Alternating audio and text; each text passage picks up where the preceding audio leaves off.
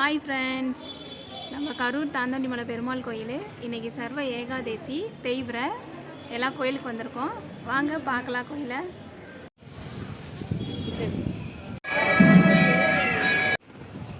கரூர் தாந்தாண்டிமலை பெருமாள் கோயிலில் வேலையாயிட்டிருக்கு. நல்லா பெயிண்டிங் வேலையாயிட்டு இருக்குது. சூப்பராக இருக்குல்ல.